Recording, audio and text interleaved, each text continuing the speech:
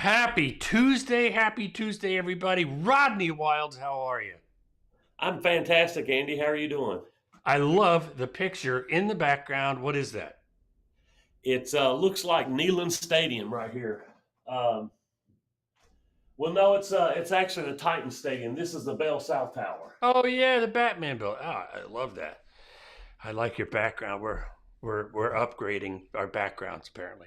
That's what we're Yeah, doing. my background is in flux right now because of change and I'm borrowing. Looks like a young man, Dylan Ross. Look, that's his name. I'm borrowing his office today. So Dylan, thank you. We'll put your name in the credits. And and there's for Angie. How you doing, girly girl? Sorry, I didn't mean to be disrespectful. How you doing, ma'am? That was my southern thing popping out there. Glad you're well. Rodney, okay, so we're getting signals, and I think that I kind of missed this last week, and we're gonna do Rodney's rates in just a second. But it looks like Jay Powell is giving signals a little bit. Would you agree with that? Did we talk about that? we haven't, but it definitely looks like he is. He's giving signals that he's gaining more confidence in in thinking rate cuts are going to be a help. Obviously he's not saying a time frame or anything, but Right. one of the articles I read, it came from MBS Highway. Those guys are all over Mm-hmm. it. One of them had an actual conversation with and said that his confidence was growing. So obviously, it's just one person speaking to him, but I like the trend. Yeah, and I think that he said something about we don't need to wait till it gets to 2%. We want to hit it a little bit early. I mean, it's like you're trying to park a boat. It's just trying to slide right in there, and you got to make those adjustments anyway.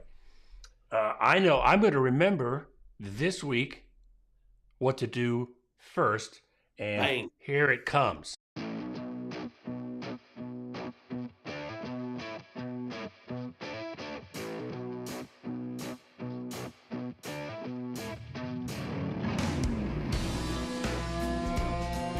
This bang. That was the drop. We're going to do the pip. Here we go. Bang. Boom. All right. Green is good. Red is bad. This is the Japanese candlesticks for 3 months on our rates right now. If you look at it, the last one, two, three, several days here since July 2nd, we've had one day where it's been a little negative, and it's very, very rare that we even get. There's only one time in the past 3 months this chart showing where we've had 5 days of positive in a row.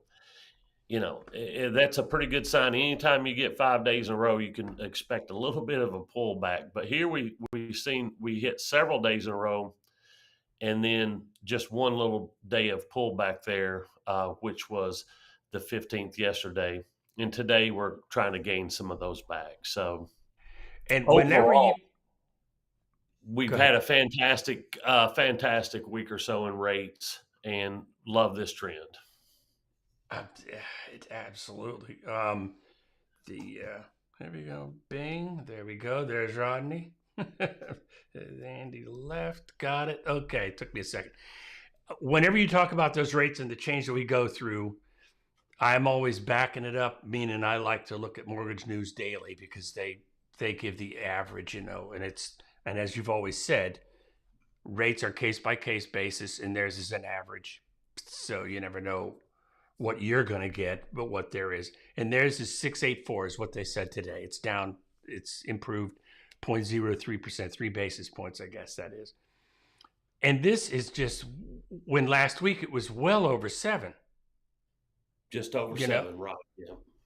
and it just amazes me how quickly things can change in the mortgage business. That's what it seems like. They do, and change typically comes fast in the wrong direction for us. Like typically rates go down really fast. I mean, go up really fast, Hmm. but not down. So that's why it's strange to see a 7 day, you know, we've really seen like a 7, 8, 9 day period with one small loss in there. So it's been really good.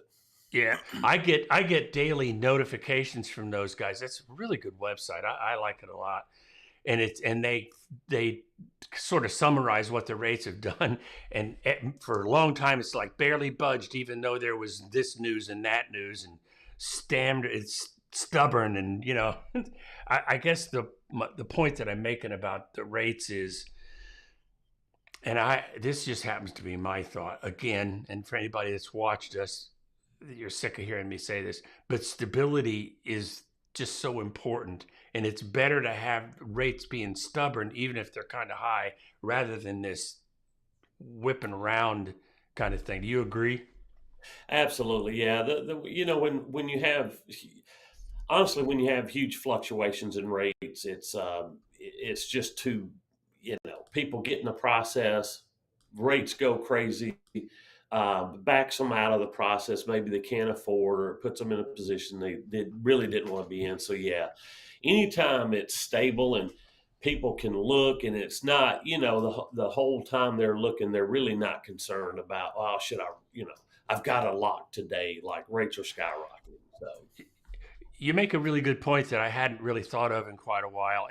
And we are at the point, and there's going to be different subgroups of people that can tolerate higher rates, and some that are at the bleeding edge, and some that are too high.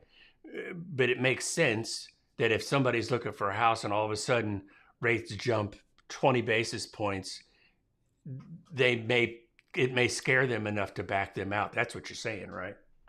yeah, I mean, if you've got somebody, right now, with all the factors, with housing being expensive, rates being high, taxes are up, affordability, we've talked about it a bunch. Affordability's tough. So you're already, a lot of first time homebuyers are pushing what they even need to spend just to be in a certain neighborhood, or they're probably already settling, right? We've talked about that too. Mm-hmm. They're already settling for a smaller house. They're driving further out to find it. And now when you add in the rates on top of it, sometimes it absolutely makes it not a great decision for a buyer. Yeah, and it makes it scary because you're always at Yeah. that risk of blowing it out. That's what I always call them when they You, get you, blown out. a person needs to be able to buy and have that rate locked in, while your contract is being, the 30 to 60 days, whatever. And that Yeah, way they're protected for that time and yeah, they know what their payment's going to be. You can't just risk that, yeah. And I mean, the thing that I see and I've seen over the years is that people that are comfortable with the numbers are generally comfortable with the process. You show somebody that's kind of being pushed to the limit, they're nervous, they're worried that, should I lock today? Or, they're constantly calling their lender worrying about stuff. And so 684 now, it's going to be different for everybody, right? But what I'm seeing is 684. That's good news. Yes. That's We're seeing a good lot news. of customers right now get mid to low sixes. So it's really, really good. That's really good. So that brings us into our topic for the day, and it is buying a home still worth it? I just thought that was such a good question. And if anybody out there watches or takes that goes on Reddit, it's called the the front page of the internet, I think is what they call it, the newspaper. Reddit is an unqualified cluster. I mean, it's just everybody's in there. Some experts and mostly not, but what's true is people's emotions. They're pretty honest about how they feel about things, be it right, wrong, or indifferent. I don't know, you can judge feelings.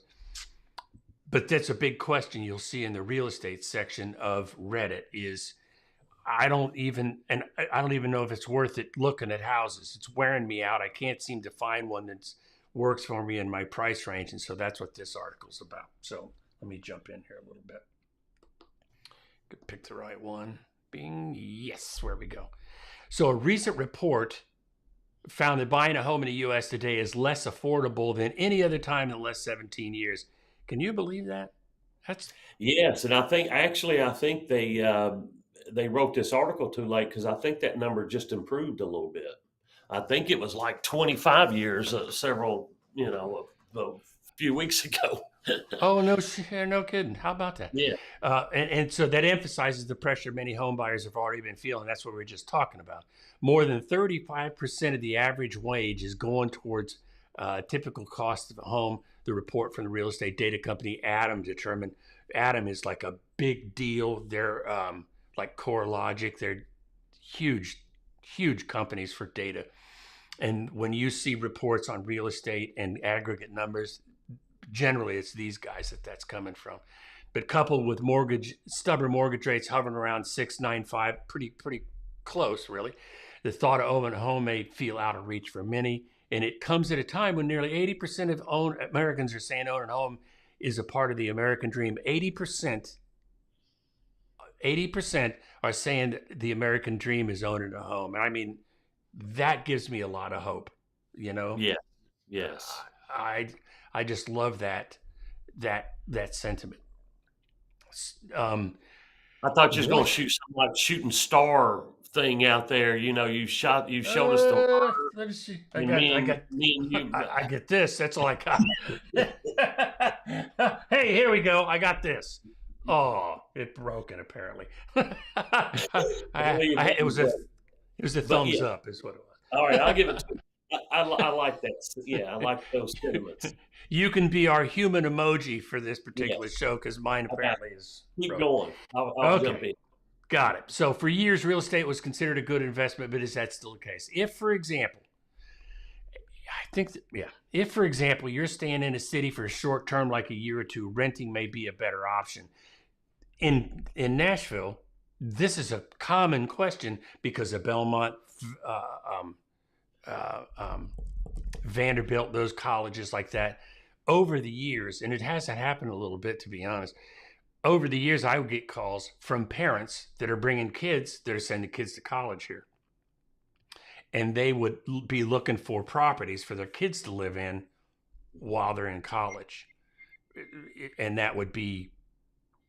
that's what they would do, and then they would sell it after the fact, after they left.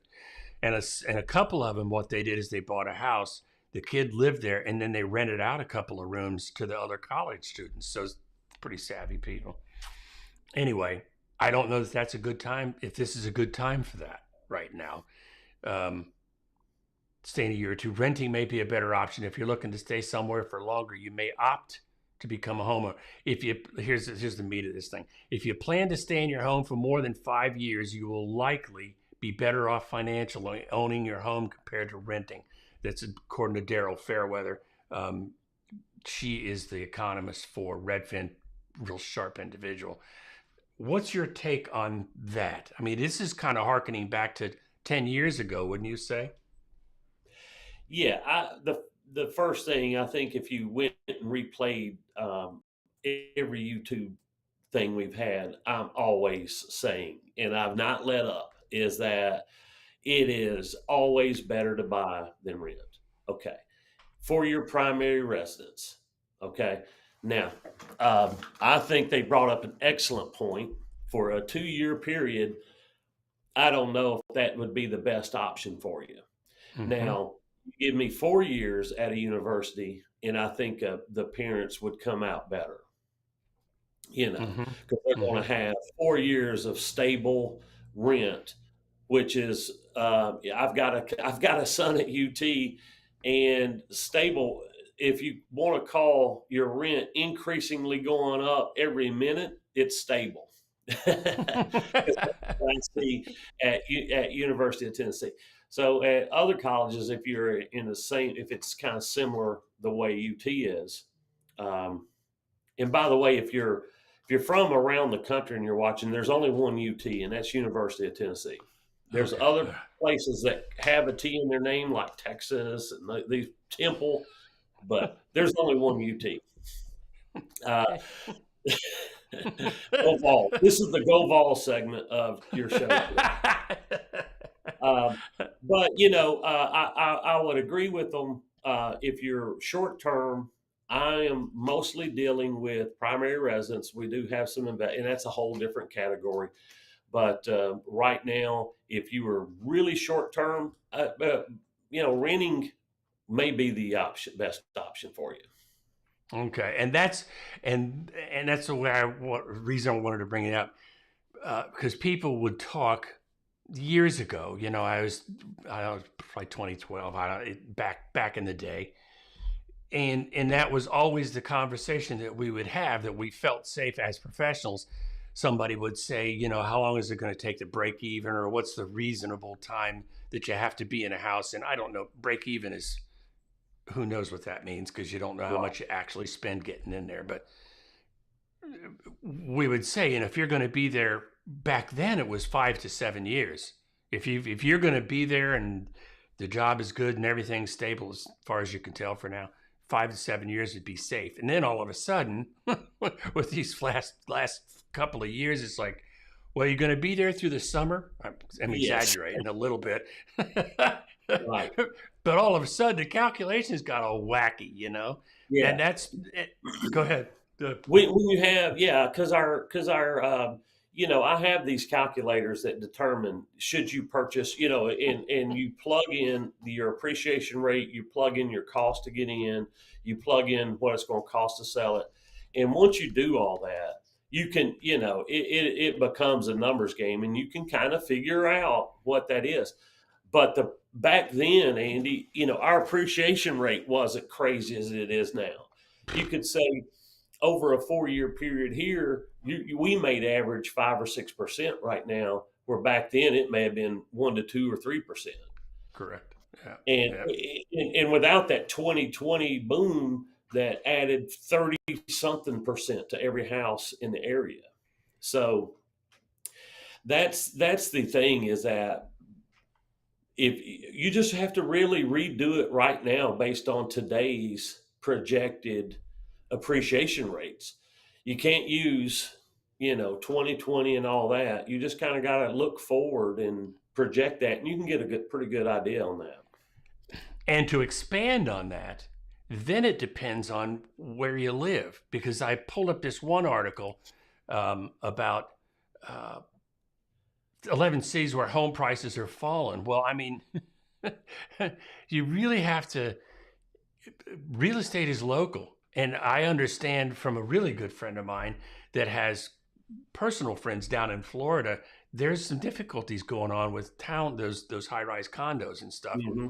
Yeah, I mean, is that a good place? Or is it worth it to buy a home down there? There are a lot of people now that would say, no, are you crazy? They won't insure it anymore,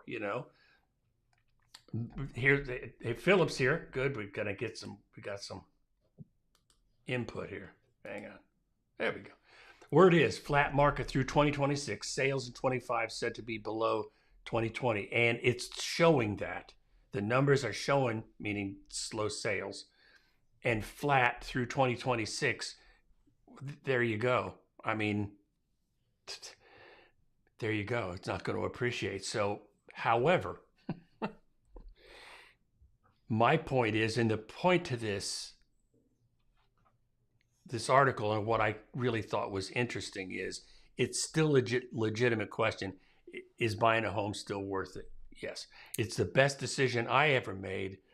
And yes, I got caught up in the COVID thing, but even if had that not happened, my net worth has done pretty well because of that. But in this particular argument with this particular question, it really becomes, are you going to be where you're going to be for a while? I mean, it is case by case basis, and where it used to be recently, if you could buy a house at all, the value would go up so much that you'd always be able to cash out. Now I'm just not so sure. It just depends. Right. Yeah. And it's I'm sticking with my fact that my statement I always make. It's always, to me, it's generally best to buy a house. Except, I mean, and I'm just excluding, their thing here is short term people, like one to Yes. two, Yes. maybe even Yes. 3 year period. Yes. I'm not, when you're talking about you're really short term, that's a really difficult. I mean, I would. It's going to be very difficult to see somebody buy and make up money in 3 years, because it's you do have to pay to sell it, right? So you do have to appreciate some just to Yeah. sell it. And Uh, what Philip says is true too. At least that's what I believe. We'll see how it turns out, in the next year or so. But if you look at the numbers coming in, it is flat. Well, that means if it's flat or slow, the appreciation is slow. That means that prices, I don't care where you are, prices could start to decline unexpectedly. Who knows what's going to happen with, dare I bring up the election? You know, who knows? Who knows what's going to happen? Um, but prices, you don't know what could. With being flat, you just don't have that cushion like you used to. well, but you're also not subject to inflation. I mean, when you buy a house, you're locking it in. You're locking years. Now, I know taxes and insurance can adjust, Mm-hmm. Mm-hmm. but if you're renting, like we've seen some projections, it might be $9,000 in 7 years in this area. Yeah. Uh, so, lock one down for 2,500 right now, and in 7 years, your options are paying rent. Yeah. That's where I think that it's always going. You've always got to gamble. Your property could go backwards, but if you're holding on to it, it really doesn't matter. Correct. Yes. I do understand what you're saying long term. That's absolutely right. And for anybody that's watched us consistently, we have a pretty consistent signal. I'm just going to say, if we're bouncing out a little bit, we're in a remote area. We're not used to working, so just bear with us on the signal a little bit. Internet is jumping around just a taste. Let's see what Philip has to say here. I always love this guy. Maybe realize you could buy a home that needs improvement and spend some time improving it, and the market may be improving over that time. Absolutely. Absolutely. However, I am going to, I always bring up my one Shadow Glen story. You can overdo that, is the short story. You just have to be judicious on that, fixing things up. People that bought fixer uppers because of these DIY shows, they Yeah. didn't, I mean, they show this thing and they're like, man, they remodeled that kitchen, and then it was an hour. They watched it in an hour. So they get to remodeling this kitchen and they're in it for 6 weeks, and they're like, well, that show didn't really. Yeah, But we have somebody on the line here. Philip is on here, and he and Wendy, and I know you've seen pictures of it because you've seen their listing. They do a fabulous job of fixing stuff up. These guys have got it figured out. We're going to have them on one of these weeks very soon, talking about investments, because that's their strength. We would like to talk to them about that. So anyway, is it worth it to buy a house? In my opinion, yes. It just depends, and that's such a crummy thing to say. If you're going to, in my opinion, if you're going to be there for an extended period of time, a reasonable period of time, it's going to be. I think that ultimately it's going to be worth it, and I know that Rodney said that already. So let's jump to the next one if we can. The next one I thought was pretty interesting because people are going to ask, is it worth it to buy a house? Now they want to know what causes home prices to plummet or skyrocket. And again, Reddit comes to the rescue because that's where you're getting questions from the street. Everybody that's on the street wanting to know these things. Let's see what Angie's going to say. She's chiming in. Here she comes. I always try to buy a non-perfect house. Putting some sweat equity into it is much smarter for us. Yes. Yes. And I've got a video coming up I'm working on. It is Our Fixer Uppers Worth It. It's not the title. It's a crummy title, but Our Fixer Uppers Worth It. And I think that they are. Spoiler alert. I think they are. You just have to know what you're doing. That would be the caveat. So on that. Yeah, and plus her husband's a contractor, so Angie's got a little head start on the rest of the world. Yep. Yep. Me, Yep. I don't want to buy anything. If I have to do anything besides turn the light switch on, I don't want it. I mean, I don't want. I want it like my maintenance will pile up as soon as I get in there for some reason. He's got Angie's list on speed dial. Hey, Yes. I need a plumber. So here's the 5 factor that cause home prices to plummet or skyrocket: the time of sale. One of the biggest factors of home prices rising and falling is the timing of the purchase and sale. It goes back to the simple principle of trying to buy low and sell high. With any experienced investor, it will tell you is easier said than done, because anybody that says try to time your sale can get out of town. Yeah. You just forget that. However, what I applied to the time of sale for me is, over the years I have found that springtime really is a better time to sell. It gets slow in the summer, like here in Tennessee. It's literally 100 degrees yesterday. 100 degrees. Now, some parts of the country, that's not a big deal. It's a big deal here. and people aren't, all jacked up running around looking at houses, where they're kind of hiding out. Summer is slower. They're recovering, but the heat, we're hoping the heat kills some of these cicadas we've had, and we can back out looking at houses. Mine are, most of them are dead in my neighborhood, but I did have one fly by. It was like a late bloomer kind of. Yeah. It was, that's amazing. And then for the timing, and then when it gets to close to the holidays, it gets slower too. But there's going to be a caveat. If anybody's looking for tips from somebody that's been around for a minute, let me give you a tip on the holidays. Here it is. We're talking about timing of sale, good time to buy and sell. When it comes to the holidays, if it's between 2 weeks before Thanksgiving through New Year's, you show me a buyer that still wants to look at properties during the holidays, and I'll show you a buyer that is serious. They're serious, and they're pre-qualified, and they're trooping through the weather. If they happen to, where we are, it does get cold, not a lot of snow, but those are serious buyers. On the flip side, you show me a seller, this is especially true, you show me a seller that is willing to show their house during Thanksgiving and the weeks before Christmas, I'll show you a seller that wants to sell. Period. Yeah. And so what I call it the hit rate. For years and years, the most volume we did was in the month of December. That was when we wrote the most contracts. Because if you took out 10 buyers, I'm telling you, 8 of them bought.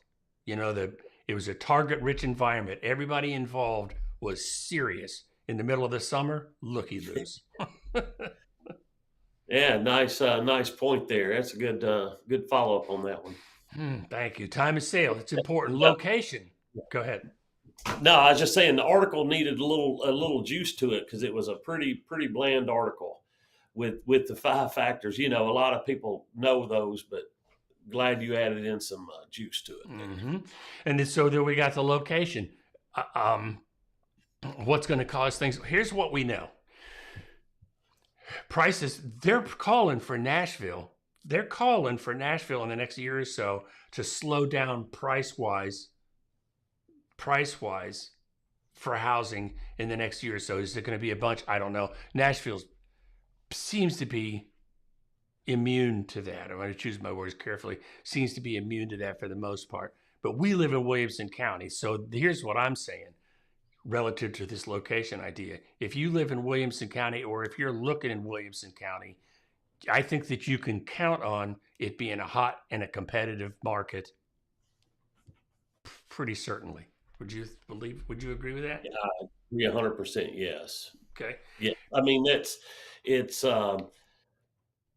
can look at our numbers. The inventory's down. We have a huge pin-up demand. It's hard to even track that, but I don't think Davidson County is going to go either. I think Davidson County is going to appreciate just as well as Williamson County does. I don't predict Nashville to do anything but be better. Yeah, and I'm not projecting any kind of Yeah. a catastrophe, but if we were looking at graphs, and this is the price range of Nashville, this is Williamson County. I mean, Right. the Yes. the difference between the two, they're significant. They just are. They just are, and I don't mean that good, bad, or indifferent. We're talking about Yeah. markets. So location, and that's just there's some places in the country like I don't know what I don't know what they all are, but there's a couple of counties in Nevada that's always popular. There's a few counties in Florida that are always popular. Certainly California has a bunch of popular counties where they seem to be immune from bad news more or less. But then you get away a little bit, things can get difficult, you know. So the next thing we're talking about prices jumping around is migration trends. This blends in, and I'm using our area as an anecdote to prove that what they're saying here can be applied.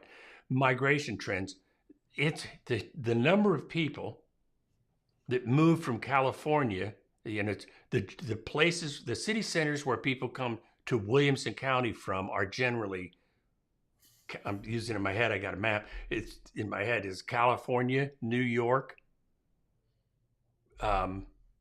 Washington, and Florida. Florida, believe it or not, there's people from Florida moving up to Tennessee. I can't figure that out, but that's where they come from. You bring all those people, and when they're looking in Tennessee, East Tennessee is popular. West Tennessee, not quite so much. Middle Tennessee is super popular, with Williamson County getting the lion's share of the attention. It may not get all the sales because it's priced, it's expensive to live here, you know.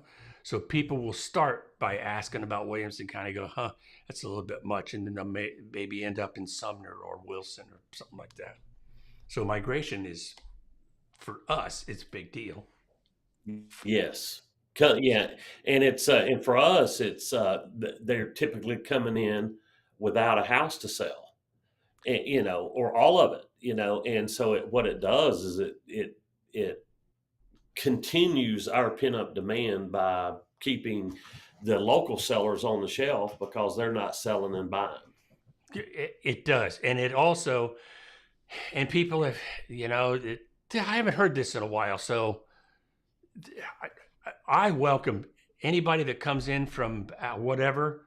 I welcome them here, because what will happen is once they get here, if they like it, meaning the culture that we are Tennessee, you know, the big orange tea, if they like us, they'll stay and they'll act properly. You know, and if they start to getting out of hand, we're in Tennessee. We'll fix that for you, you know? Yeah. I'll jump on same bandwagon with you. Is that the people are moving here are more Great. like us. It's Yeah. like every person I've moved here, and especially from California. I got Yeah. several new friends from California, and it's they're just like us. It's just Yeah. like, you know, yeah. I mean, Yeah. Yeah. well, Absolutely. So migration trends make a big deal. They make a big deal to us, and they make a big deal on the flip side, where, for example, there's these 11 cities where home prices are falling. Do it this way, bing, and it's going to be. There we go. Gonna bear with me. Scoot this over. Look at that. Kid knows oh, what he's doing. Look at that. Bang. So Miami, Florida, how come the prices are going down there? Because insurance. Denver, because it's overpriced. That went crazy for the longest time. But these are 11 cities where the prices are dropping, and that's because people are leaving. You know, so yeah. that's all right. That's all right. Inventory supply. We've been preaching this, and it's across the country. It's not just us. Inventory is low. It is growing, but there's fewer buyers to suck up that inventory. So you end up with a supply side problem. Tell me what you think about that, Rodney. I know you have strong thoughts about the inventory. Yeah, I mean, the inventory's actually improving. I've seen a stat that in Yeah. 2000 or 20, there was only 200 and something thousand homes nationwide, and now I think there's close to 1.1 million Mm-hmm. homes nationwide. And I know it's still under, but this trend has been reversing for a few months now, as far as the inventory picking back up. So I'm glad to see our inventory starting to rise a little bit in our area. At least we do have more homes on the market than in the past. Absolutely. The yeah, yeah. And then finally, and then we've got the increase in interest rates. Now we've been bouncing that around. I mean, these are the things that are going to cause things to plummet and skyrocket. I get all that, but I guess what this reminded me of was real estate is local. I mean, it is, and we're slowing down. We were crazy, but what we are now is reasonably stable. Except inventory is going up and there's no buyers out there. But at this time, we're just waiting for those rates to moderate, or at least for Jay to come through and actually lower those and see if it has an effect on interest rate. I can't wait to see what will happen with that. I can't wait. Yeah, I'm hoping. I'm hoping all this. It's this news. They're jumping ahead of it. We've had several good days. Just continue to have good days. We need it. You Yeah, know. and inflation numbers really are good. I am not, clearly anybody that's watched me. I'm not an economist, but I pay attention to what is said. And it seems like there's none of that hard landing stuff that's actually going to happen. It seems like a soft landing, for whatever that means, is possibly going to occur. Is it too soon to say? I don't know. So as we go through this, I always like to have a continuum on my live streams. So is buying a house worth it? Depends. It is. It just sort of case by case basis on that. What causes prices to go up and down? Went through all of that. But with prices being high, and we were talking about this about a year ago, people are going to start getting creative on how they're going to buy houses. Well, here's one. Home buyers are starting, and I bet you've got a couple of stories for this. I haven't asked you in this advance, but we've got real estate expert explains the realities of buying homes with friends. Yeah. Any thoughts on that, Rodney? Well, it's funny that you ask that and then chuckle at the same time, because it's a disaster before it starts. It was a good article. I mean, I haven't thought about it, because it's not, to me. I don't think that being, I guess, my age or where I'm at in life, is that I've just seen too many, regular couples. It's like a mortgage is harder to get out of, a house is harder to get out of than your divorce a lot of times. So, and then I've also seen, as being my age, I've seen a lot of friends that go into business together, and it doesn't work out well. And I totally understand people's lives turn in different directions. Yep. So I thought it was a very good article by saying, if you do this, it is a good way to offset income and to help afford a house. If you do it, I thought the article was great, is have an exit strategy. Like, how are we going to sell this house? If somebody wants out, what do we do? Yeah. How long are you going to live here? And have these conversations when you're still friends. And, I mean, just a lot of stuff. And there's a million friends out there that this deal would work out good. It's just not always the best thing to do. I don't. Yeah, I think that's a fair way to put it, because there's probably 1% of them that did work out. If Dave Ramsey were sitting in on this conversation, I believe, and I'm just making this up. That this is an example of somebody wanting more than they can afford. And the way that they're going to get that is saying, hey, Jerry, want to buy a house with a pool? Yeah, cool. Yeah. Yeah, and I'm not even looking at it from a perspective of overspending. I'm just looking at it perspective that lives, young people's lives change so rapidly. It's Yeah. hard for two people to, especially friends, you know, um, they could one of them could start growing a family really quick, and the other one, I mean, there's just a lot of stuff that happens. So, but it's if it's a trend, I haven't seen it, but I've seen a lot of family members do it together, brothers and sisters that work out very well. Um, of course, parents and siblings and stuff like that all the time. So, Yeah. And somebody could probably, this has been my experience. I'm not injecting any kind of an opinion on this. When it comes to buying houses, if you're just friends, just keep in mind that anything, a bad meme, a bad, an irresponsibly placed text can blow up a relationship. And I'm moving out, and yeah, it takes a lot to get. I mean, it doesn't. It. I think you're probably right. It's easier to get into a house than it is to get out. You know, if you qualify, signing the contract is fairly easy. Getting out is right. I mean, because just like we talked about, it's not a great time to buy if you're only going to do it 1 to 2 years. I can yeah, tell you that. Once you get into 3 and 4, you're going to have to look at these numbers yourself and see if it yeah, makes sense for you. But but 1 to 2 years, if something blows up during that time frame, and that's why you got to work that contract out if you're going to um, do that. yeah. And I think that writing a contract out is going to be the rarity because I get the feeling, and this is just what I've seen. I'm not making this up. When I see people doing that, they're like, let's have a party. But instead of they're saying, let's have a party, let's buy a house, let's go Yeah. do something. Yeah, I see them buying a house and let's have a party immediately after buying and celebrating in the pool, which they should, instead of working out a contract.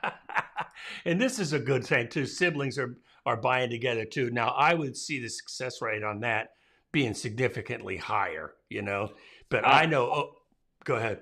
Yeah, I've seen several of this situation, and it's fine. I mean, I don't want to say it's fine like I judge anything, but I have I haven't seen any of these properties come back or default or any of that stuff. It's been Yeah. they've all worked out very well. Yeah, and over the years, when I've sold houses to young couples that and it sounds like I'm being preachy. I'm not. I'm saying as a realtor, I've had the experience of where couples, unmarried couples, Hmm. have bought a house and it didn't work. I'm not saying marriage is the difference maker. I'm not saying that. Right. But for unmarried couples that buy a house that can turn into we're just friends, and then it really gets complicated. Reason Yeah. I bring this article, the whole reason I bring this article up is this: the people are smart and they're creative and they're resilient. I love people, and they're trying to figure out a way to get in a house. That's my whole point. Yeah. And we're And gonna. yeah, where the two old guys sit on a podcast and say, "Oh, don't do that, Sonny." Um, um, you're right. I mean, if it gets them in a better position, I mean, you know, God bless America. Give it a yeah, shot. yeah, It might work yeah. out. I would always suggest if one person could buy it and then let the other one rent, maybe might be your best situation. But whatever works. I mean, that's why the different colors. You know. I wanted to bring up. We're gonna. I have something I have to run to, and I know we normally run till 2 o'clock, but I've got to run on something. Hope you're okay with that. But I wanted to bring up one story that I think is, and this will go really fast. If anybody is watching this now or after, looks up pyramid lumber in Montana, just look that up. There's a great story that I saw this morning and it was about there's a small town. I think it's called Seneca Lake in Montana, and Pyramid Lumber. What is it? It's Pyramid Mountain Lumber. I kept trying to. I don't know why I was shorting that out. Pyramid Mountain Lumber. They're going out of business. But the reason I tell the story is this: the Seneca Lake in Montana, and I'm a mountain guy. I love the mountains. But the mountains, Colorado and stuff, there's a number of small towns up in the mountains, and they can have from 5 to 10,000 or less people. Look this up. It's an interesting story, and I think it's a microcosm of what's happening in the bigger cities with housing. In Pyramid Mountain Lumber, and again, I think it's Seneca. You'll have to just look it up and see. In this little town, this lumber company is shutting down because the employees can't afford to buy a house to live in the town that lumber company is in. And I don't know that there needs to be a long discussion about it, but my whole point is it's a town of like 2,000 or 3,000 people. It's been doing well forever. This company's been around 75 years, but now they've hit a point where the employees can't afford to live there anymore. And this town is hitting tragedy because it's the only big company in the area. And the reason I bring that up is this is a small sampling enough, this town is small enough, is to where the affordability issue is showing itself to be a real detriment to this small town that may or may not survive. I mean, will it turn into a ghost town? I don't know, but it's not going to be prosperous. I think the same thing is happening in bigger cities. You just can't see it like this one. Does that make sense? It does. I mean, there's a lot of people in our own city, and Angie may be best one of all to ask this one to is like, is there people in your city or neighborhood or the cities that's really blown up? Could they afford their own houses that they're in? I mean, yeah. And that's been a thing here in Franklin for ever. I don't want to say forever because that would not be true, but for the last decade, they've been talking about affordability. And I think that they just broke ground on a new affordable housing project in the Franklin area. So they're trying to do something about it. It was an interesting story. If you look it up on ABC, and it's about Pyramid Mountain Lumber. It's just an interesting story relative to what affordability is a problem, and it's having a real effect on our people, on us. It's having an effect, and it kind of bothered me a little bit. I mean, yeah, I care. I care. Anyway, Rodney, any final thoughts, buddy? Great show today. Thank you. Thanks for everybody watching. Philip, thank you. Wendy, I know that Wendy is not available. Angie, it's so good to see you. I can't wait for you to get out here in Tennessee. You're going to love it. You're going to love it. And when you get here, we're all having lunch together or something. That's what we're going to do. Lots of homes being sold around here. Hang on. One more final thought. Lots of houses being sold around here, or multi-general phase. Yeah, absolutely. That's a cultural thing. We can talk more about that. Listen, sorry I got to run. Rodney, I apologize about that. Thank you, Angie. Again, thank you, Philip. See y'all next week. Next Tuesday, we'll be here with a full boat. See ya. See ya. Bye-bye.